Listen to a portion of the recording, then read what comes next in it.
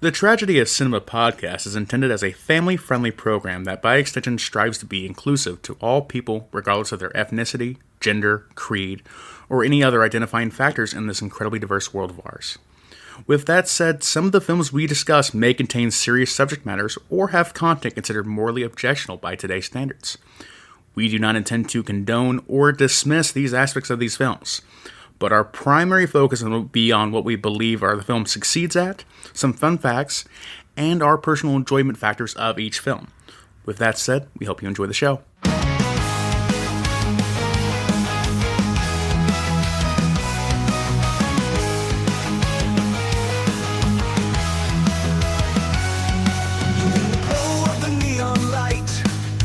Jimbo and Kyle take flight. 80s dreams on its delight. In the realm of black and white. Movies and TV flow through the stories we all know. Silver screen tales unfold in the magic they bestow. The tragedy of cinema, when memories shimmer. Join us as we toast to the tales we love the most.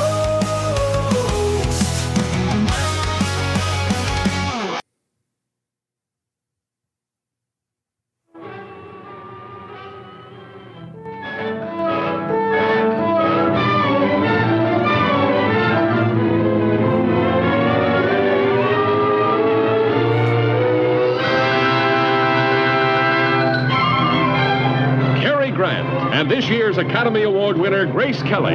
Two exciting personalities who were made for each other. And now Alfred Hitchcock brings them into very close contact in this perfect tale of romantic intrigue, filmed on the beautiful French Riviera.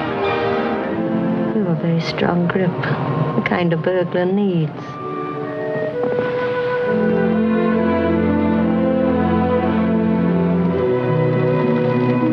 That's why you came out here, isn't it? The scandalous romance that shocked even the blasé international set between this restless, thrill-hunting American heiress and the notorious man of mystery the French underworld called the Cat. For the game they played was not played for money, and the characters they played with played for keeps.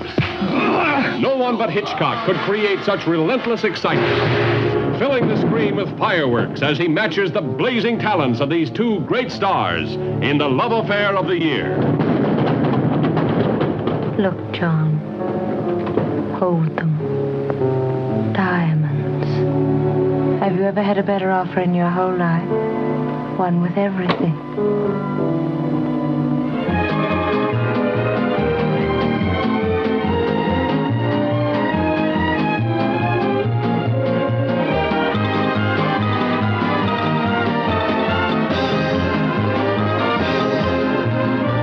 Come down, Robie, or we shall be forced to shoot.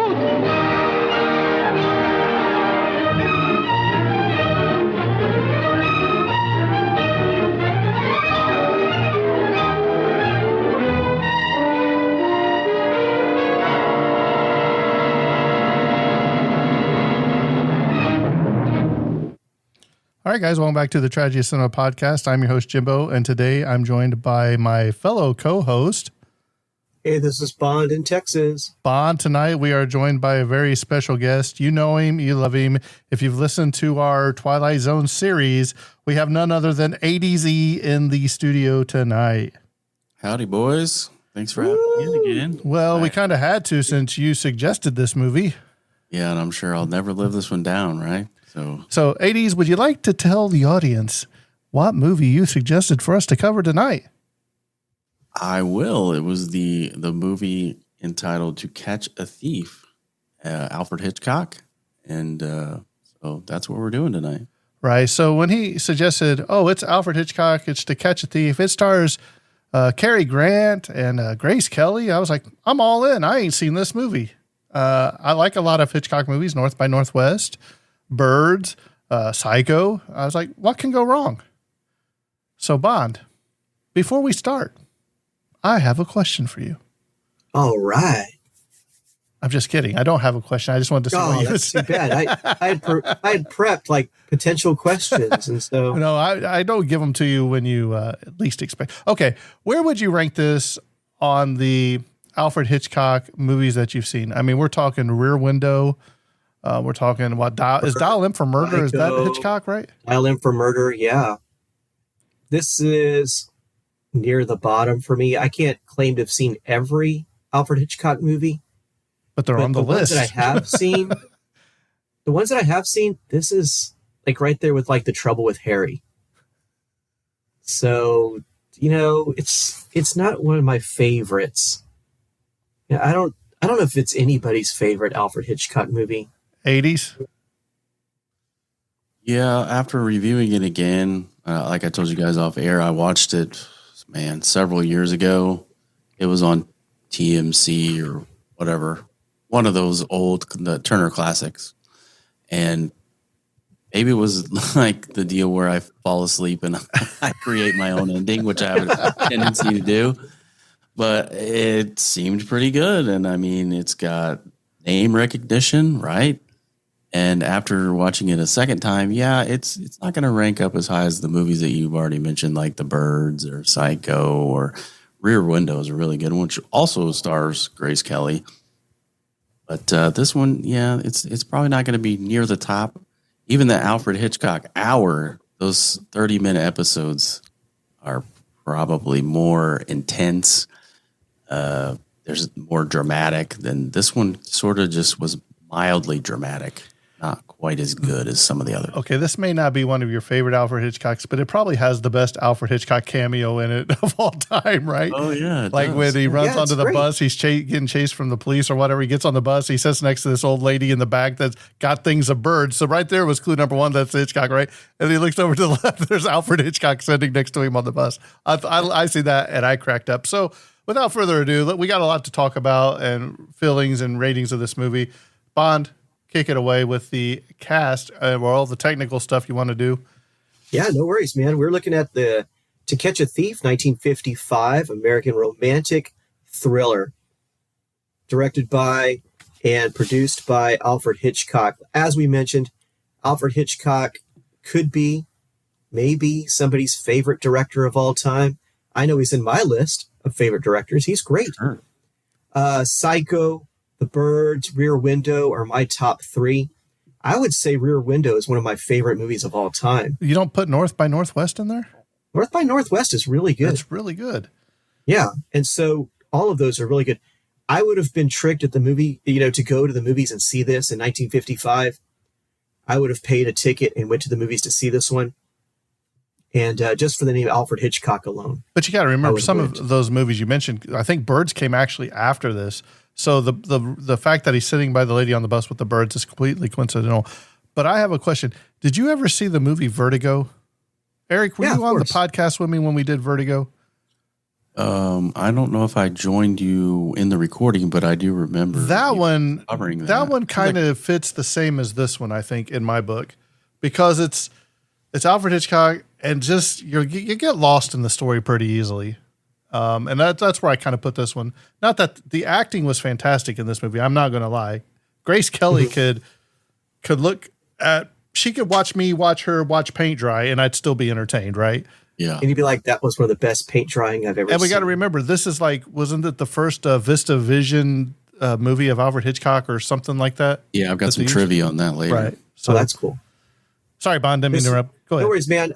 No, you're good. You're good, because this movie was also written by John Michael Hayes. John Michael Hayes worked with Alfred Hitchcock over and over again. They wrote movies together. They wrote things together.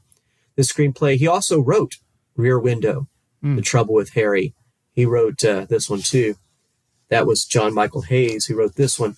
This movie was made in 1955.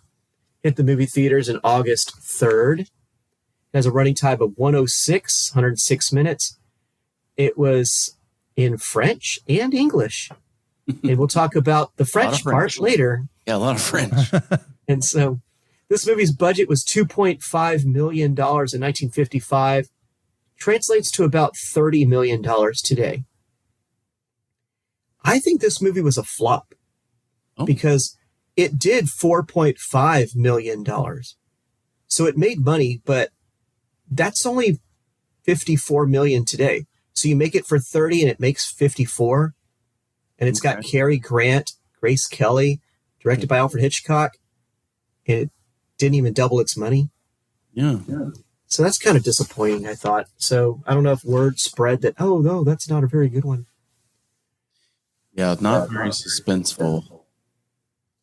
This movie has Cary Grant in the starring role, or the main role, as John Robie, or Robie, alias the Cat, the Chat, alias Conrad Burns. Really cool thing. Cary Grant's real name is not Cary Grant. Oh. It's Archibald Leach. Archibald Leach. So right away, why, I think I'd change my name too. Well, I don't know, man. It's kind of distinguished. It'd be something to, I mean, how many Archibalds do you know in the movie industry? That's true. None. That's true. That I can think of. Yeah, Archibald Leach. He was married 5 times. Only 5 times he was married. That's pretty impressive. He was in movies like Bringing Up Baby. Another movie we reviewed was The Philadelphia Story. And like you mentioned, North by Northwest. And probably one of my favorites, probably one of my favorite Cary Grant movies, Arsenic and Old Lace. Arsenic and Old Lace. Have you ever seen that one, Eric? Yeah. Yeah, I've seen it. Mm-hmm. Well, you're losing him. You better wake Eric up over there. Uh-oh. No, in that case, I can definitely wake him up with Grace Kelly was in our movie as Frances Stevens. I'll wake anybody up. Yeah, she was in the movie High Noon, Dial M for Murder, and Rear Window. And of course, her acting career is actually pretty short. Because she married She marries the Prince of Monaco. Right. And becomes Princess Grace. Yeah, but what a tragic end to her life, which we'll talk about. Do you guys know what happened? She died in a car accident, right? Right. But so basically, it's in my notes. We'll get there. But a lot of fans have speculated that she died on the same stretch of road that's in this movie, where she's on the high-speed chases in this movie. Really? Right. Oh, but her son came out and said, no, it's not. But when she went over the cliff, I think it was a 120-foot drop. We'll get to it in the notes. She had her daughter with her, Princess, I can't remember her name, but she only had minor injuries. But then Grace Kelly suffered like some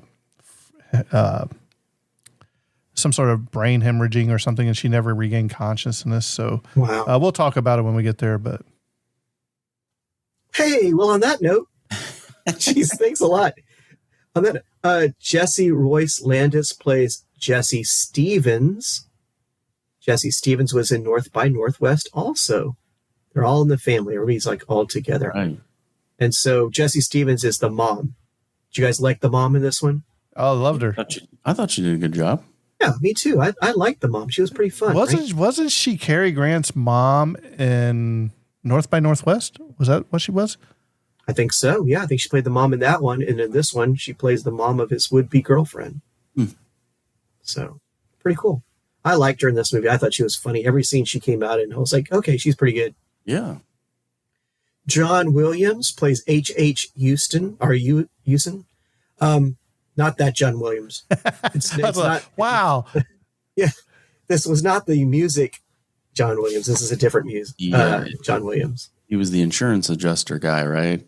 Whatever it is. Yeah, I thought he. Yeah, he was the insurance adjuster. He was in Dial M for Murder. He's in Sabrina. He was on TV shows like Family Affair back then. That was a good little comedy. And he was in a movie called Hot Lead and Cold Feet. Sounds like a great Western title. comedy. Have you ever seen that movie, Hot Lead and Cold Feet? No, have you? Yes, it's great. It's like a Western comedy. It's hilarious. The theme song is funny. This movie also has Monsieur Bertrand, and that's played by Charles Vanel. Bunch of French, bunch of Italian films. The next few people I mentioned, I did some research. They were in a bunch of French films. I can't pronounce any of them, but they were all pretty well-known French actors and actresses, right? There's Jean Martinelli as Foussard, and that's Danielle's father. He was in a bunch of French films. The housekeeper, Germaine, was played by Georgette Ames. Very, very cool. I love the housekeeper. She only comes out for like 2 little scenes, but I love the housekeeper. The side table or whatever and just moves along. Yeah, there's like a comment that she once like choked a man or killed a man with her bare hands. Oh, right. Yeah. That was a good line. Killed a German soldier with her bare hands. And I was like, whoa. Yeah. Yeah, that's great. But anyway, that's the cast. A lot of French actors and actresses. I guess they spent all their money on Cary Grant and Grace Kelly. And so they just One notation on Brigitte Auber, who plays Danielle Foussard. Mhm. Apparently, she is still with us at the age of Nice. 98. She's still alive, There you go. For the according sequel. to Wikipedia. So I thought that was pretty interesting. You know who else is still alive? Who? Vera Miles. Oh, yeah, right. Yeah. Another blonde head bombshell of Hitchcock's stable. He loved the blondes, didn't he? Oh, He had- yeah. He loved the ladies. All right. So, Yeah, that's our cast, man. so 80s, would you like to walk us through the plot of the movie? I will do my best. So in the opening act, Act 1, I just sort of entitled this The Accusation and the Bait. All right. So we get an introduction to our main character, John Robie, Cary Grant, and he's a retired jewel thief, once known as the Cat. And, you know, we love our cats around here, so I just like that nickname anyway. He's the Cat for cat burglar. He's living quietly on the French Riviera after serving his country in World War II. And there's an inciting incident early on in the movie. A new series of jewel robberies that mimics Robbie's old methods, causing suspicion to fall on him. And like the police come to his house and they, you know, early on in the movie, and they want to question him. And who was it Bertini or the guy that ran the restaurant, right? Where we come to him. Mm-hmm. And so that, I don't know, I didn't get the whole, I guess, composition of, it seemed like the people, they were former emissaries or whatever. They all worked together in a group with John Robie, right? And they were all like cat burglars, and they had this ring of thieves, it looked like, and they all were employed by this restaurant. I don't understand how all that came together, but the central problem is established early on in the movie. The police begin hunting Robie and assuming that he has returned to his life of crime, and Robie insists on his innocence and resolves to catch the real thief to clear his name. So that's sort of the theme of the whole movie, is him trying to exonerate himself throughout the movie. And he does that, and his plan is, he knows all the steps that he would take in, you know, being a jewel thief. So he basically just traces his own steps and then lies in wait, hoping to catch the actual thief, and then thus clearing his name. So that's kind of the theme to start off. I love that idea. I love the premise of the movie. The idea of getting this ex-jewel thief to figure out how a jewel thief would do it. And there's a struggle between the law enforcement of whether or not they trust him, because part of them still kind of believes it might be him. Right.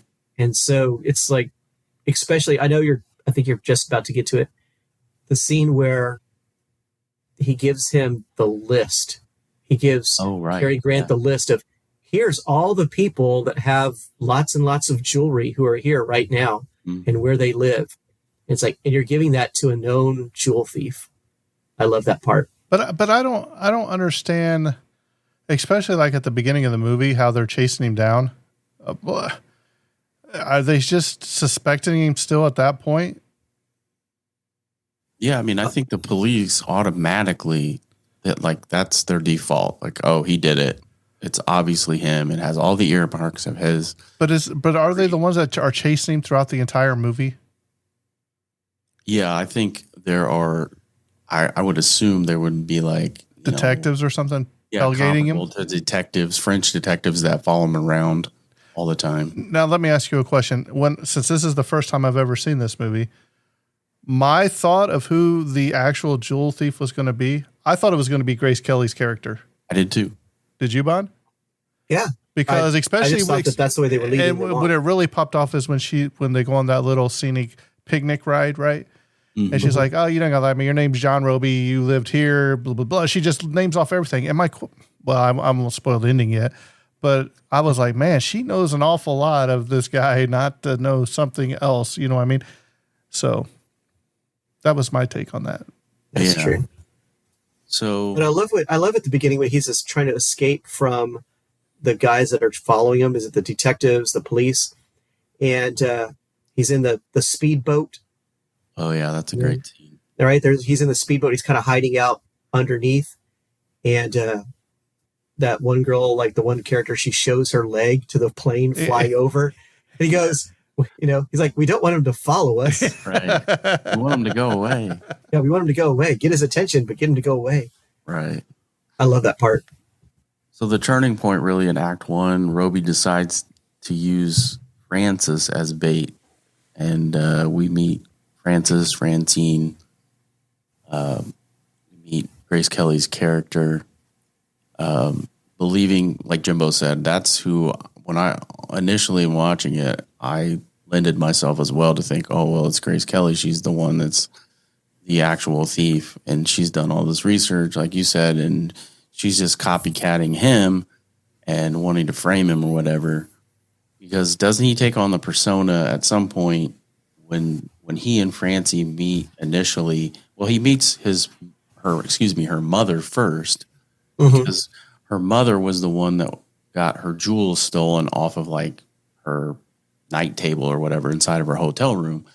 But Robie, he sort of disguises himself as like a logger from Washington or something. Yeah, he's like a logger from Oregon, Conrad Burns from Oregon. Yeah, and he puts on this persona, and then they meet, and then the guy from, was it like Lloyd's of London or whatever, the insurance company, they're sort of working.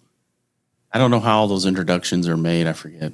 I should have reviewed that again, but they discover that he just, like, Robie wants to get close to all of the people who have been robbed again, just so that he can get an up close and person. He's trying to do basic research.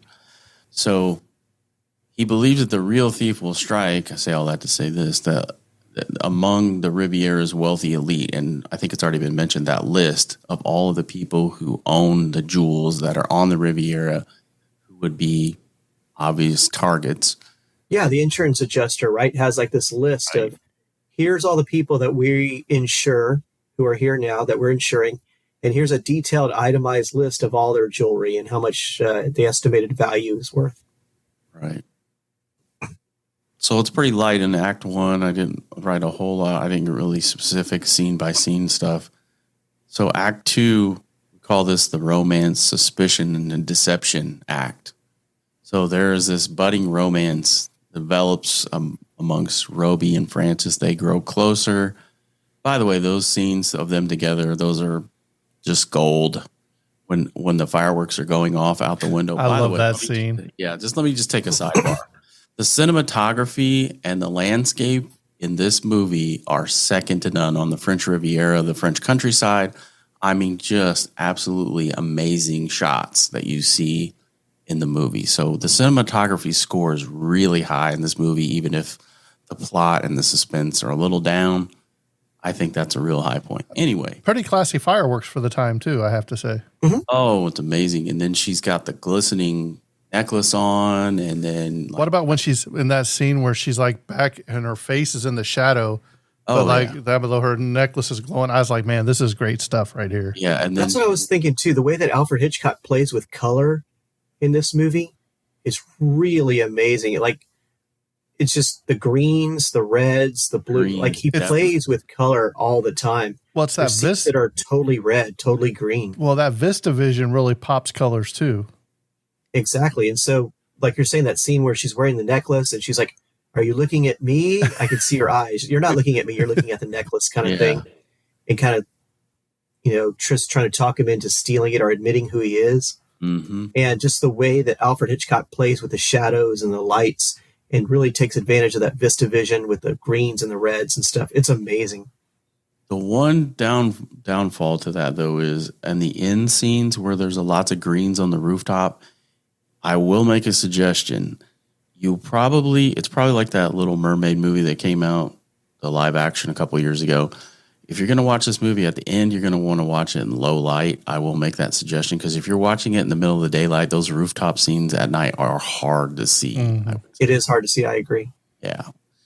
So they flirt, they grow closer. There's sexual tension, right? Francie is drawn to the danger and mystery that surrounds Robie.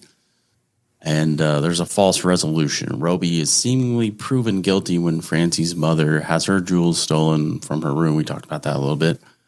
So there are escalating stakes. Jewel thieves the thefts continue increasing, and the pressure is sort of bearing down on Robie, and the police surveillance tightens. And that's what Jimbo talked about before. Like there's basically like a couple of guys that are assigned to him.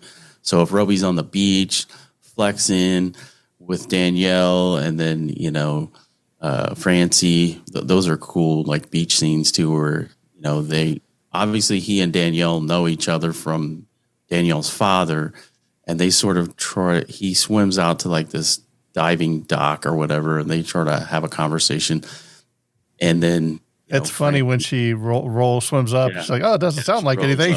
You guys are talking like you're old friends, and we're like, "Oh no, we just met. This is our first time." See, and that was my favorite. That was another clue of me thinking that she might be the cat burglar because she snuck up out of nowhere on them. Yeah, that's true. The cats hate water.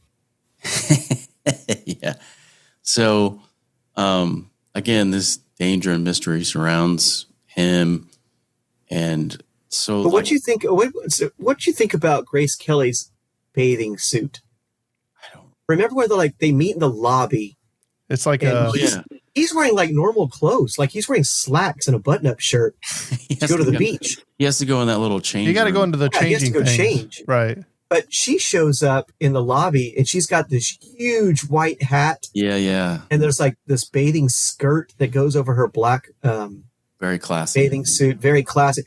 It's I love that scene because everyone in the lobby like stops to look at her as they're walking through the lobby, and everybody like does a double take, or all the guys kind of like look back at her. Yeah. And it was just funny because I was like, that's such an over the top bathing suit. It was just fun. Yeah, and I didn't realize it was her on the beach in some of those early beach scenes when she's in all yellow before they meet, and she's just sort of observing what he's doing and walking back and forth, and she's got the sunglasses on and the headscarf and stuff. Mm-hmm.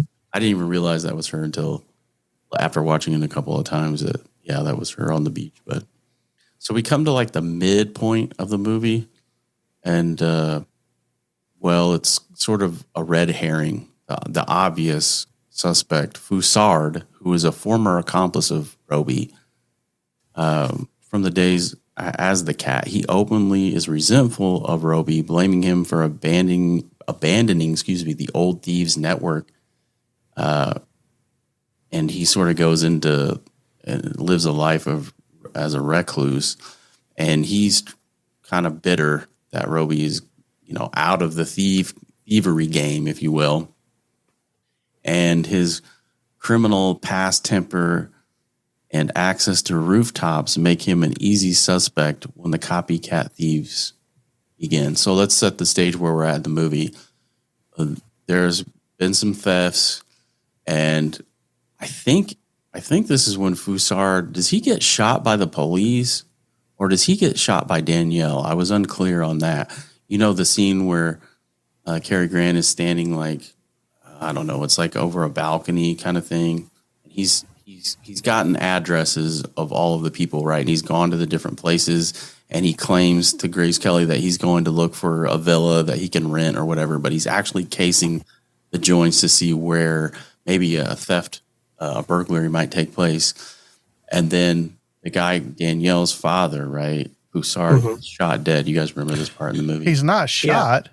Is he? He's not shot. Isn't that where you see he comes up and he starts choking Cary Grant, right? Right. And then somebody with a wrench hits him over the back of the head or something and he falls into the ocean. Roof. Okay. So was that Danielle, you think, that killed her own father? I don't know. What? Man, I don't know. If it is, it's a red herring because she really hates Cary Grant after this.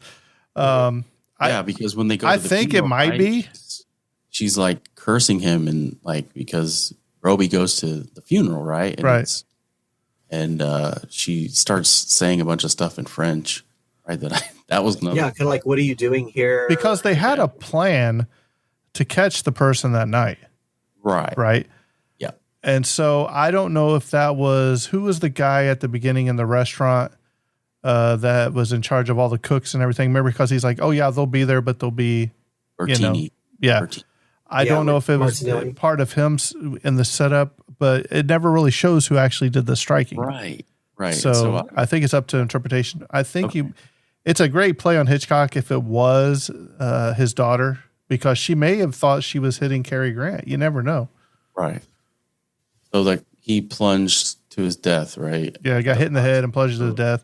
And that was a cool shot of him laying in the water when they all go down there and they shine their flashlights and he's got the blood on his head and he's underwater. He's underwater, but you can see like the water and his eyes. rippling Yeah, over his very, face. very well done. Yeah. So that's then they have obviously they have the funeral afterwards, and then it's case closed because the cat burglar has been killed. The police think that they've caught him, but there's an important detail that they don't know about Foussard, is that he had a wooden leg, right? So how could it be up there climbing those roofs with a tink, tink, tink, tink? Yeah. Sneaking through windows and all that kind of stuff. Yeah, because the police, case closed, they got it all wrapped up, but then Robie goes into the office and is like, look, it couldn't have been him because he had a wooden leg. How's he going to do all that? So that kind of throws their case out the window. And then, so this is just a commentary. It says Hitchcock uses Foussard to redirect suspicion away from the real thief, encouraging both the police and the audience to believe the culprit is someone from Robbie's old circle. So it's getting a little more narrow. But before we move on, I don't know. I don't have this specifically.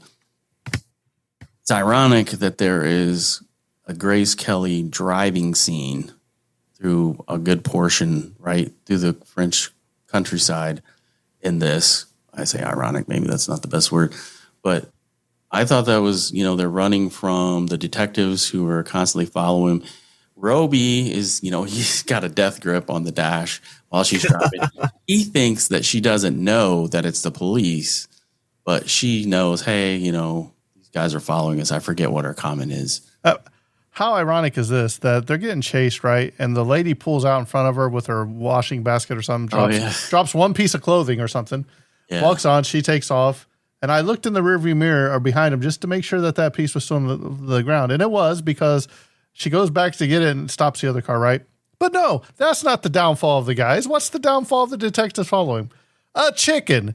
Why did the chicken cross the road? To stop the detectives from following them. What do you think about the picnic lunch? I mean, picnic with Grace Kelly and fried chicken and beer. I mean, bro, I know. And then she goes, do you prefer a breast or a leg? Whichever one you're offering. he's like, I'm not picky. Yeah. That was a trick question. He's like, yeah, I'm not answering that one. I really like that scene where, she has packed a lunch and but let me ask you guys a question. Did it seem very, I don't know, almost too fast for them to fall in love? Because you remember when they were first seeing, he's walking through the thing and her mother's like, well, that's something I'd like to buy you. Right. And they keep walking by. And then even at the dinner, they're like very standoffish and all that. Like, no, she shows no interest in Cary Grant. Then, let me walk you guys to your room after the roulette game or whatever. And they drop the mom off and he walks her down there and then she kisses him. And you're like, where did this come from? She didn't even want nothing to do with him. I thought it was very weird. That part, I think, it kind of felt off. Like, see, that didn't bother me at all because I'm like, she's been following him around for days. So even though they haven't met or talked, in her world, in her mind, she's known this guy for days. I'm not talking the kiss. That's fine. But it's like, to me, it felt off because she didn't want anything to do with him or anything. And then all of a sudden it's like, boom, let me kiss you. You know what I mean? Like, it's France, Jimbo. Yeah. Well, we there, Bond. Okay. I understand. But I'm just saying, because her mom was always like, hey, what about this guy? She's like, I have no interest. Is like kind of weird. That's the way love works on the French Riviera. That's right. We talked about this off air. The age disparity, right? I don't know what their ages were at the time. He was 50, I know. Yeah, it almost feels like Cary Grant should have been interested in the mother. Well, the girl that was on the what's the French girl? Danielle. Yeah, she was actually 4.5 years older than Grace Kelly on this movie. So Really? yeah, she was 30. She was 30. So if she was 30 and she's if Bridget Auber was 30 and she's 4.5 years older than Grace Kelly, that makes Grace Kelly what, 25 and a half? Yeah. Wow. Half his age. Yeah, it's perfect. Perfect. Eric, how old are you? 50? I'm approaching 50. So if you're 24 and a half, 25 and a half, There send are us any an email. 25-year-olds that look like Grace Kelly.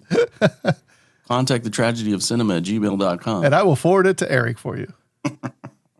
I don't know. I thought she was pretty cute. She had like the little short She was. haircut. I thought she was a cutie. She's no Grace Kelly. She kind of reminded me of one of the orphans from Annie. Yeah. Why is that? I don't see that connection at all. Because, I don't know, she just she has like the shorter hair, kind of like, I don't know, homely looking. They probably cut her hair short because she was older and they wanted her to look younger. Yeah. She's the cat burglar. Teenager. Can't have hair laying around. Well, she You can't have hair if you got your cat burglar. Exactly. she reminded me of that character from A Philadelphia Story, the one that has a crush on him. Yeah.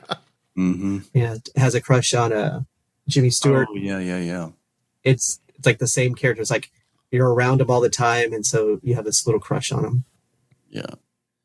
So the low point comes when Francie feels betrayed by and after this whole incident with the wooden leg guy and falling off, and then the police are confident that it's Robie. She feels betrayed and rejected, and Robie appears to have failed both romantically and in his quest to prove his innocence. So he comes out of this funeral, right, and she ends up apologizing to him, right? She's got her car parked on the side of the road, and then he goes and has a conversation with her, and she tries to apologize, but he's really resistant. He's like, I gotta go and prove my innocence. I'll call you in like 3 days. So in those 3 days, I think it was 3 days, he cooks up this plan. There's this big gala ball right at the end of the movie, and that sort of sets the stage for this final attempted heist, because they're all the rich people. Was it like Louis the 14th theme or something like that? Yeah, it had a weird like French Renaissance theme type thing. Exactly. It kind of reminded me, if you've ever seen either the Broadway play or the movie, the Phantom of the Opera, when they do the masquerade ball. That's what exactly. And the colors were outstanding, and the outfits were awesome. Yeah, definitely the costumes and the jewelry is all there, which that's important to the cat burglar. Because what do you think of Cary Grant's outfit? Oh, where he had like an all black, you couldn't see his face. Right. Mask. It was genius plan, right? Yeah. Because the police couldn't track him, and the thief wouldn't know that he was there, or so he was in disguise. But that was the twist. It was the Lloyds of London guy. I'm getting ahead. Yeah, they did a little quick switcheroo. They did the old switcheroo.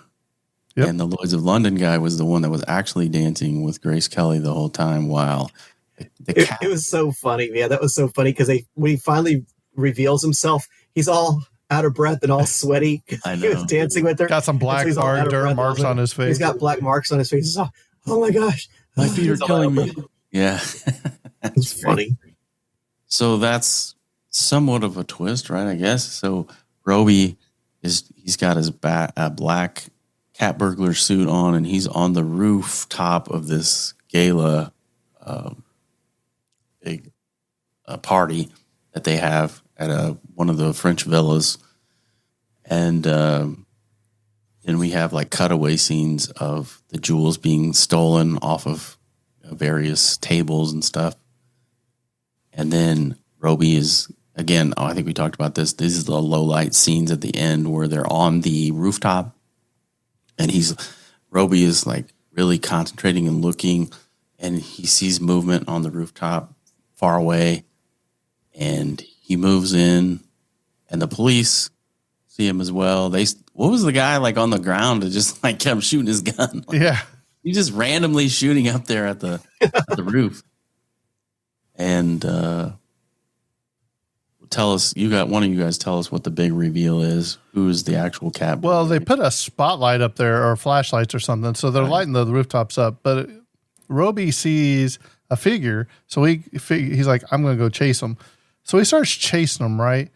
And this supposed masked person that you don't see jumps and lands and kind of trips, kind of falls off and is hanging off the gutter. The gutter. But I think she reveals himself to him before that, though, if I remember. It's not, I think he knows right before that, right? And she takes off running because they start shooting.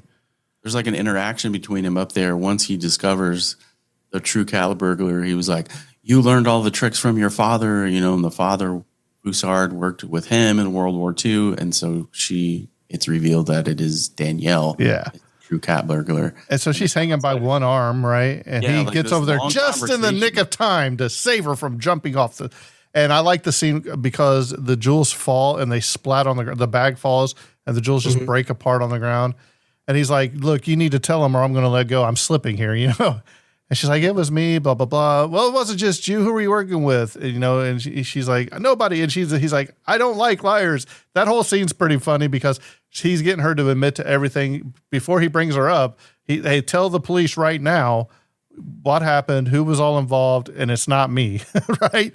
So he ends up pulling her back up, and he ends up going home, right? And his grip strength is amazing. Yeah, it is. I would have dropped her fall from the roof. I kind of wanted to see her fall. Yeah, I kind of did. I thought she was going to fall. I thought they were going to shoot her. Oh, yeah. I thought one guy's out of bullets. No kidding. They probably would have shot her down, but he was out. Can you imagine her seeing her scream and fall and just have the camera angle up and doing a slow mo? Do a slow mo fall of just you see Cary Grant and he's going out of your view as you're falling. And then the camera goes landed on her feet, and the camera goes black, and then they go down there to see where she's at, and she's gone. What? 9 lives. So Cary Grant's back at his original home, and who comes? I like this because Grace Kelly comes walking in. Right, she's still in her get up, and she's like, "Well, we were following you. We would have been here sooner, but my dress got caught in the door, or whatever." Right? And she's talking to him and all that, and he's like, "Well, I don't know." And she's like, "Hey, and they kiss or something. And she's like, "I think my mom would really like this place too." Yeah, that's great. It's kind of how it ended. Great, man. Yeah, the ending's great because it's like, oh, this is where you live, and he lives in this fancy French villa overlooking the countryside, and the last line of, "Oh, my mom will love this place," and you're like, "What? Your mom ain't moving in." Yeah, she's already don't pass over the most romantic kiss in cinema history. That was that was a good kiss. Lost over that, yeah. That was okay. Very romantic. It wasn't no from here to eternity on the beach, right? That's right. That's classic. All right, so let's go ahead and talk a little bit about some trivia. So Cary Grant, he had announced his retirement from acting in February of 1953, stating that, "Hey, since method actors like Marlon Brando have no longer interest in seeing me," but he was also angry at the way Sir Charles Chaplin had been treated by the HUAC. But he was lured out of retirement to make this movie and therefore continuing acting for a further 11 years. So I'm glad he came back. He had some pretty famous hits after this. I think we said North by Northwest was one of them. Hitchcock had made this film because he fancied a holiday in the south of France. So it wasn't basically anything. He's like, "Hey, I just want a holiday." John Robie mentions that as a youth, he was in a trapeze group that traveled around Europe. In fact, Cary Grant was in an acrobatic troupe that toured around Europe and eventually brought him to America when he was young. So I thought that was interesting. He was actually a trapeze artist, it sounds like. Director Sir Alfred Hitchcock had asked if chase scenes could be filmed from a helicopter, which required some ingenuity as camera mounts did not exist for this purpose at this time. Using a Sikorsky S-51 UK registered G-AJOV, a former BEA airframe, the side door was removed and the camera jerry-rigged with ropes, wires, and cables. These shots were done in July 1954, according to the making of short documentary, which was included in the DVD release. So Hitchcock said, "We're getting these shots," so he took the door off the helicopter. So Nice. that's crazy. The French actor Charles Vanel, who was Bertini, he could not speak a word of English, so all of his attempts at reading the lines phonetically from cue cards were unsuccessful. As a result, all of his lines were dubbed. How would you like that? Hey, you got this movie. Oh, by the way, never mind. You can't. We got to dub y'all. So the movie was filmed in the summer of 1954, but its release was delayed because the producers felt the age difference between Cary Grant and Grace Kelly, which while we came up to be 25 years old, about 25 and a half, was the difference in their age was too great for the romance to be believable. Ironically, when released in 1955, the film immediately became one of the biggest hits of that decade. So there you have it. It doesn't explain Bond's numbers at the box. Yeah, the box office numbers are terrible. Unless it became more enjoyable later. Well, have you ever looked up what other came out in that decade? 1955? Yeah. Or the whole entire 1950s? 50s? It says the decade, so I don't know. Wow. So this was actually a novel too, and Robie was only 34 in the novel, where Cary Grant was 50 at the time of this. So makes more sense. 34 and 25. So Cary Grant reads the insurance valuation on the beach. Remember, and the address is Para House, Wardour Street, London, W1. This is actually the address of Paramount Pictures in the London office. Nice. And here it is, September 13, 1982. Grace Kelly suffered a, quote, cerebral vascular incident while driving near La Turbie, France with her daughter, Princess Stephanie. She missed a sharp turn and the car drove off a 120-foot cliff. While Stephanie sustained minor injuries, Kelly suffered a second vascular incident and never regained consciousness. For years, rumors persisted that the road on which Kelly was driving was the same road as the famous chase scene in this film, and not far from where the picnic scene was filmed. Wow. However, Kelly's son, Prince Albert of Monaco, categorically denies this and says that it was not even the same road, let alone the same spot. So just a tragic ending to Grace Kelly. Of all of Sir Alfred Hitchcock's made for Paramount Pictures, this is the only one the studio retained the rights to. All the other films, including Rear Window in 1954, Vertigo in 1958, and Psycho in 1960, were sold back to the director himself and later sold in turn by his daughter, Patricia Hitchcock O'Connell, to Universal in 1983, 3 years after his passing. Like I said, this was Alfred Hitchcock's first film to be shot in high-definition VistaVision camera. So go back to that previous trivia point. So Paramount released them, and they controlled all. Well, Hitchcock owned all of those movies that you just mentioned, except for this one. And then you said his daughter sold it to Universal after he died? In 1983. So not back to the same Paramount. Right. Okay. What'd you guys think of the soundtrack, the composer, the scores in this? Did you like them? Yeah, they were okay. So the composer, Lynn Murray, uses the same four-note melodically descending suspenseful theme that Miklos Rosa wrote for an earlier Hitchcock film, Spellbound. I have never seen Spellbound, but that was in 1945. Have either of you ever seen that? I don't think I've seen that one. Mrs. Stevens says that her husband didn't know they were sitting on 20 million barrels of oil. In 1955, when this film was made, a barrel of oil was worth just under $2, giving the Stevens a fortune of $40 million. As of 2020, that would be over $386 million. Yeah, that's a Venezuela type oil. Let's see here. Francie, we know Eric likes the cars, so Grace Kelly's car is a Sunbeam Talbot Alpine Sports MK1 Roadster. In racing green, or at least it looked green. Beautiful car. Do you know how many movies Grace Kelly made, by the way? I'm going to say 10 or less. Bond? I'm going to say probably, I would say about 8. She made 11 total movies. 3 of them were with Alfred Hitchcock, Dial M for Murder and Rear Window, and this one. So the insurance invoice listing the types of jewelry and their value showed the sum amount of $280,000. Adjusted for inflation, it's about $2.6 million in April 2020.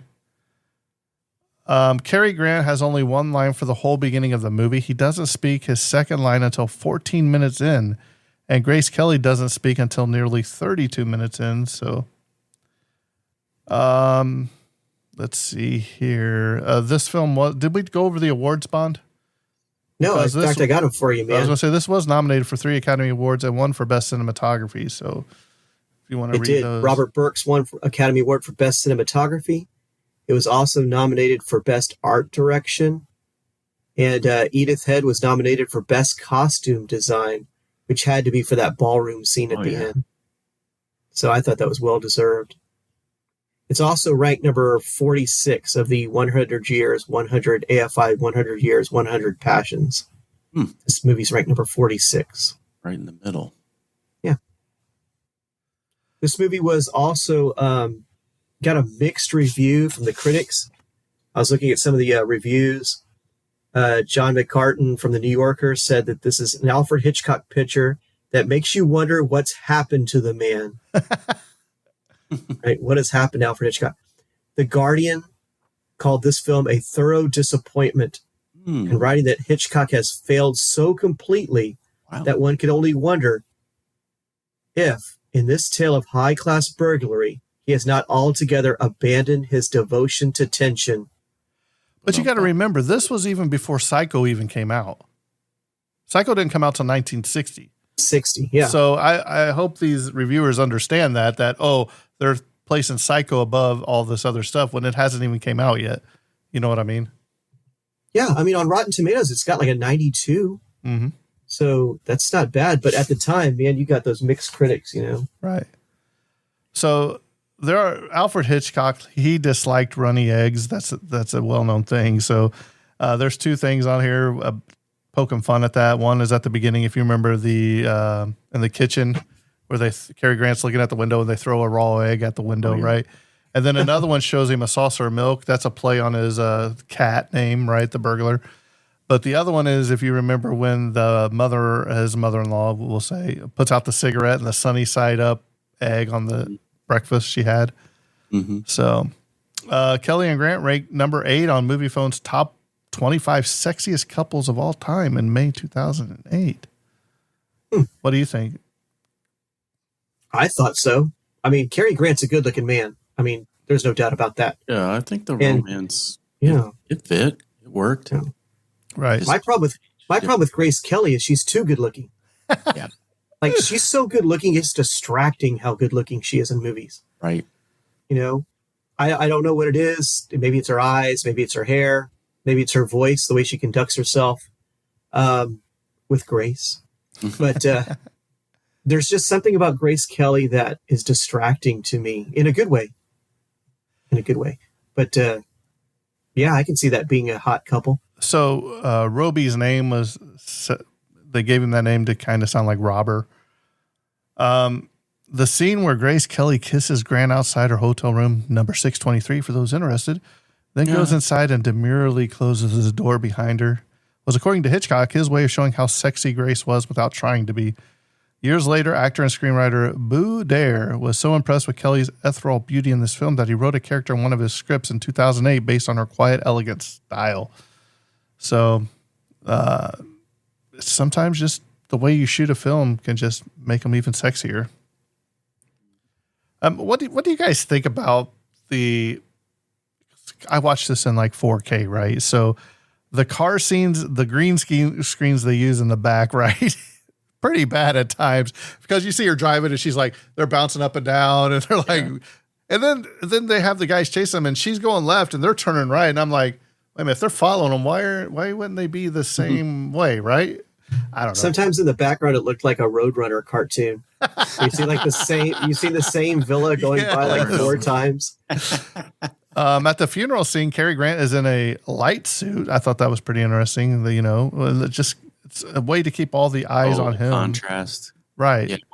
What was that at the end? He had to basically like fight his way to get through the crowd of guys, right? They were about to, rough him up a little bit, and he had to like kind of give a couple elbows to get out of the. Well, it's the same way as, remember when he ran into the flowers? And the one lady grabs his shirt and he's wrapped around the tree with his shirt, right? Yeah. Here's something I did not know. So, Cary Grant's phrase Robie, John Robie, predates actually Sean Connery's 1962 Dr. No's Bond, which was by 7 years. Grant was one of the original selections for the role of Bond in Dr. No in 1962, but he declined as he was not interested in playing a recurring role. Could you have seen Cary Grant playing Bond, James Bond? I mean, in North by Northwest, wasn't he a Bond-esque type? Right. Yeah, he would have done amazing. I think it would have been great. So one more thing, and then we'll start wrapping it up. But this was one of the earliest films to be filmed entirely in VistaVision, a high resolution widescreen film format, which had been introduced by Paramount Pictures in 1954. The process afforded a wider aspect ratio of 1:5 to 1 versus the conventional 1.37 to 1 Academy ratio and a much larger image area. So it's beautifully shot. So since Eric is our honored guest this week, we'll let him go first, giving his thoughts, feelings, if he's got anything else to add, his rating, and then Bond will go to you, and then I'll wrap it up. All right. I think I've probably disclosed most of my thoughts and feelings throughout this one. I don't have a whole lot in summary, just that it's not a top Hitchcock movie. Grace Kelly is a beauty, and she is, as Bond described her, very distracting, even down to her fingernails. I don't know. Everything her about fingernails. her is just elegant, and her name suits her perfectly. Okay, you replace her with another actress. This movie probably gets like a 4. Vera Miles. Well, I mean, like I said, Hitchcock did have a stable. But would it be a 4 if she was in it? No. I don't know. No. Possibly, but I'm just talking off the cuff. Yeah, I'm gonna rate this. I'm gonna give it a 7. I'm gonna give it right in the middle. I don't think it's terrible, but it's not one of the best Hitchcock movies. Again, I would recommend it to anyone who's never seen it, just for the cinematography itself. It won awards. VistaVision was a new, very new sort of. What's the word I'm looking for? Another way to. It was brand new in the way that they shot it, the colors. We talked about that at some length. So for that reason alone, if you want to feel like you're going on vacation in the French countryside and have all of these really cool, chic, classy clothes that everybody's wearing, and even the extras around the hotel, they're all dressed to the nines.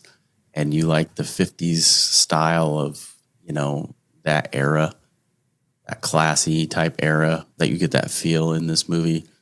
I liked it. I think that's what drew me to it initially. But the suspense is lacking. I will say that, but I probably landed a 7, but it's good. I would recommend it, but it's not an all-timer. But I don't know who's next. Bond? Yeah, I'm next, man. I liked this movie. It wasn't a great movie, but I liked it. I mean, it was entertaining. It was not as much as I wanted it to be. I think if you were to take Hitchcock's name out of it and just have it directed by somebody else and make it like the exact same movie, and you don't attach Hitchcock's name, it actually gets a higher rating for me because I wouldn't be expecting the twist. I wouldn't be expecting the suspense and the tension. It's kind of like if you have a M. Night Shyamalan movie and there's not a twist. If it's not his name attached to it, you wouldn't care. The scenes are entertaining. They do a good job of mixing the tension with the funny, because there's a lot of funny scenes, a lot of lighthearted scenes in this one. Like you said, the cinematography is amazing. The French countryside's really good. The costuming at the end is great. Mm-hmm. I don't like his costume. I don't like his outfit throughout most of this movie. Cary Grant's wearing like this really thin mime-looking black and white shirt with the ascot. The red ascot thing. And I was like, that is the most stereotypical French shirt you could possibly wear. Just wasn't wearing a beret. Yeah. And so that to me kind of took away from it. What keeps this movie from being one of my favorite movies or a really good movie is the amount of French spoke in this movie. True. I don't mind if you put French speaking or people in a movie in France, but give a guy some subtitles, because there's whole entire scenes where there's characters talking to each other and exchanging dialogue in French, and there's no translation. I have no idea what they're saying. Every once in a while, I'll pick out a word that sounds like an English word, but it really distracts from the movie, I think. Yeah. I like your rating of a 7, but I'm going to have to go a little bit lower. I'm going to say a 6, because it's an above average movie. I mean, Grace Kelly does well. I wouldn't say she was extraordinary in this movie as an actress, but she was entertaining. I'd still go out on a picnic with her. Oh, yeah. My prop piece is the 10,000 franc chip at the casino that Cary Grant, quote unquote, accidentally drops down the front of a lady's dress. Well, it's more like a credit card looking thing, ain't it? Yeah. It's like the French gambling chip is like a rectangle. She gave him chips back, remember? Yeah, she gave him like chip equivalent. And he says, I trust you enough not to count it. I'm going to go in there and get it. Yeah, she's not going to reach into her dress, the front of her dress in front of everybody and pull it out. But she gives him like the equivalent of it. He's like, hey, you can count it. You know what I'm saying? It was so funny. But that's my prop piece, is that chip. I want that. And you know exactly I don't want any chip. I want that chip. And you want to retrieve it yourself. Got it. Well, that's up to you guys, but that's the one I get. Eric, do you want to give your 6? Do you want to give your prop piece? No, go ahead and give your review, and I'll think about a prop piece while you do that. All right. We got to take in consideration that this is one of Hitchcock's earlier films, right? Because we haven't seen The Birds came out a few years later, I do believe. North by Northwest came out a few years later. Psycho came out in 1960. So that's 5 years away from this movie, right? 55, is that when this came out? 55, so, yes. A lot of the movies that everybody's expecting and comparing this to they're probably not thinking, oh, well, it wasn't as good as Psycho. Well, Psycho wasn't out yet. So are we seeing the evolution of Hitchcock movie making as he's going along? He's learning from his mistakes with the rest of the movies that are coming out. Mm-hmm. Because of all the movies that we know and love and appreciate, which probably rank higher than this one, is probably because it came out later and he's mastered his craft by then. The cinematography in this, the use of light and shadows, it is a superb film, filmed in VistaVision. It's gorgeous. Everything from the car chases to the where they run into the flowers. The flowers are bright and colorful. Mm-hmm. They're digging through that. Even the masquerade or the ball that they go to is fantastic. Grace Kelly, beautiful, but not only beauty, but her acting is superb in this. Cary Grant, what can you say? He's probably one of my top 10 actors of all time. It's just fantastic in everything he does. The dialogue that they have, the mother-in-law, great. The plot was a little weak. I mean, here I am. I'm still thinking it's his Grace Kelly's character the entire time. So they did a good job of fooling me, right? Until the very end. I really don't have a problem with this movie. It was my first time watching it. Now, it did start off slow. Okay. It started off real slow. It took me 2 or 3 times to actually get over the hump, right? To get into it, because I was a little confused as to what's going on first. If this guy is retired, why do they think it's him, or is it him? We just didn't know what was going on there. So once you get over that hump and it starts getting on the chase, I just didn't understand why the police were still chasing him. If they were just following him, fine, but they were actually like trying to apprehend him at times, and I didn't understand that. For me, I'm going to give this movie an 8.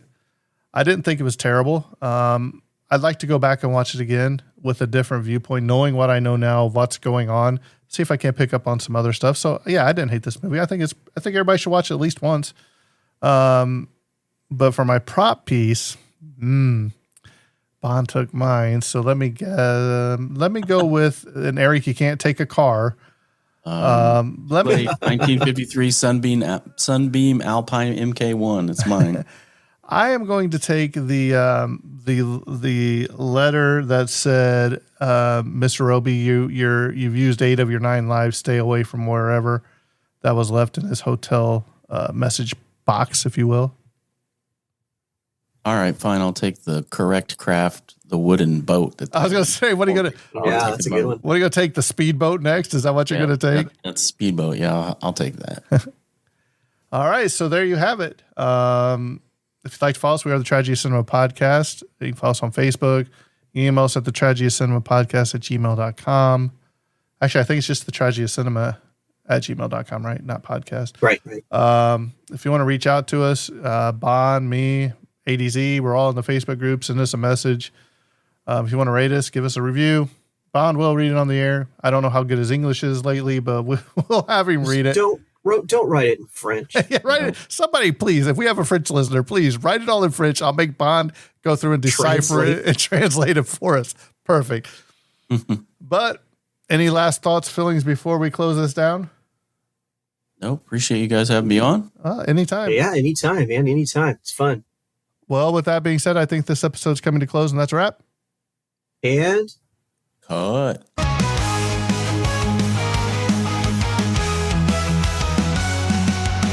tragedy of cinema, where memories shimmer. Join us as we toast to the tales we love the most. The tragedy of cinema, where memories shimmer. Join us as we toast to the tales we love the most. Those we love the most.